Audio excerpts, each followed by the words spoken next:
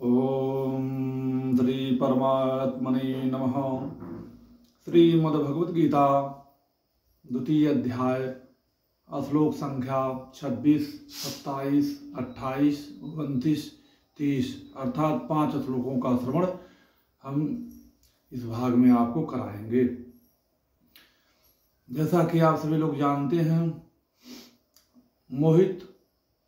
मोह से ग्रसित किं कर्तव्य विमूढ़ अर्जुन को भगवान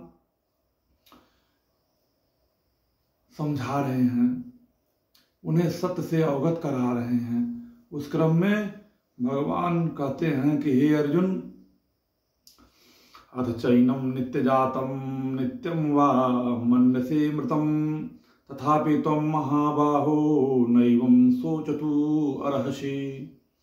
भगवान कहते हैं किंतु यदि तू इस आत्मा को सदा जन्मने वाला और सदा मरने वाला समझता है और मानता है तो हे महाबाहो, इस प्रकार शोक करने योग्य तुम नहीं हो। तथापि तुम महाबाहो नैवं सोचतु मर्हसि, कि तुम इसे जो है इस आत्मा को सदा जन्मने वाला सदा मरने वाले मानता हो तो भी हे महाबाहो, तुम्हें शोक करना शोभा नहीं देता या तुम्हें शोक करने योग्य नहीं हो।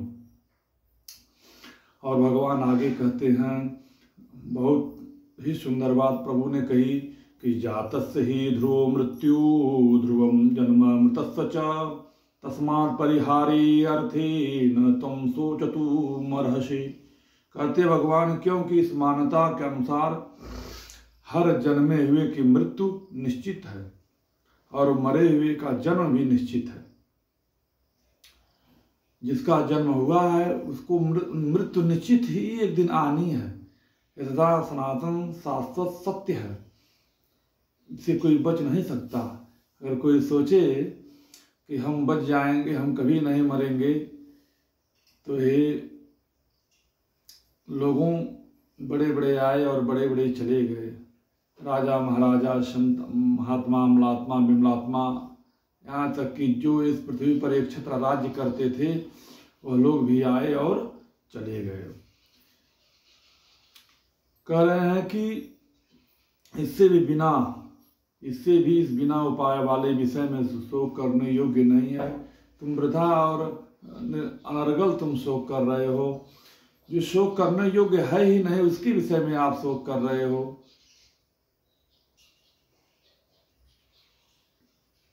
और आगे कहते हैं कि अव्यक्तादीनि भूतानि व्यक्त मध्यानि भारत अव्यक्त निधनान्येव तत्र का परिदेवना।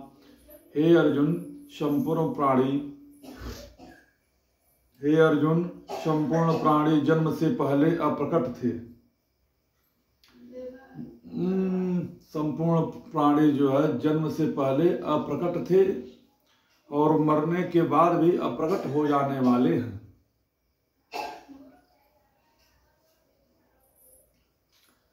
केवल बीच में ही प्रकट है।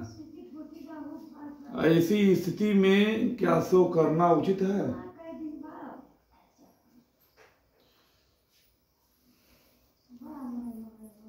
हे अर्जुन, संपूर्ण प्राणी जन्म से पहले अप्रकट थे, यानी जब जन्म नहीं हुआ था तो अप्रकट ही थे, दिखाई नहीं देते थे, और मरने के बाद भी अप्रकट हो जाने वाले हैं। केवल बीच में ही प्रकट हैं। फिर ऐसी स्थिति में क्या शोक करना? ऐसी स्थिति में फिर क्या शोक करना? और आगे कहते हैं कि आश्चर्यवत पश्यति कश्चिदेन माश्चर्यं वद ददति तथैव चान्यः आचार्यैवचैनमन्यः शृणोति श्रुत्वाप्येन वेद चैव वेद न चैव कश्चित्। कोई एक महापुरुष ही इस आत्मा को आश्चर्य की भांति देखता है, और वैसे ही कोई दूसरा महापुरुष ही इसे इसके तत्व का आश्चर्य की भांति वर्णन करता है। दूसरा कोई अधिकारी पुरुष इसे आश्चर्य की भांति सुनता है, और कोई कोई तो सुनकर भी इसको नहीं जानता। यह बड़ा गुण विषय है जो भगवान अर्जुन को बता रहे हैं, बड़ा गुण विषय है। भगवान कह रहे हैं कि देखो, इस आत्मा को भली भांति जो जान जाता है ना, वह शोक और मोह से जो है मुक्त हो जाता है, फिर उसे शोक और मोह नहीं रह जाता। क्योंकि यह आत्मा जो है, कोई एक महापुरुष ही इस आत्मा को आश्चर्य की भांति कोई महापुरुष ही देखता है, और वैसे ही कोई दूसरा महापुरुष ही इसके तत्व का आश्चर्य की भांति वर्णन करता है, तथा कोई अधिकारी पुरुष इसे आश्चर्य की भांति सुनता है, और कोई कोई तो सुनकर भी इसको नहीं जान पाता।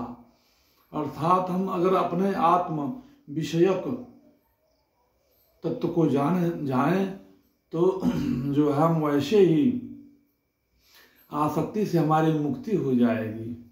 और ये मान के चलिए, मुक्ति जो है जीवितावस्था में ही होती है, मरने के बाद कोई मुक्ति नहीं है।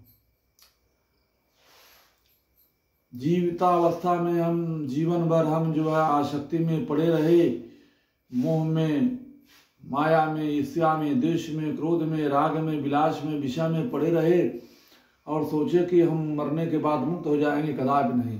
मुक्ति तो जीवितावस्था में ही है।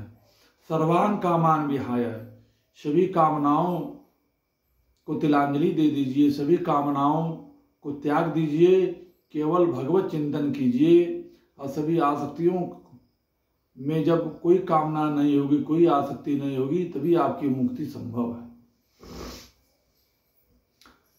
आगे कहते हैं, देहि देहि नित्यम वध्योयम देहे सर्वस्व भारत, तस्मात् सर्वाणि भूतानि न त्वं शोचितुमर्हसि।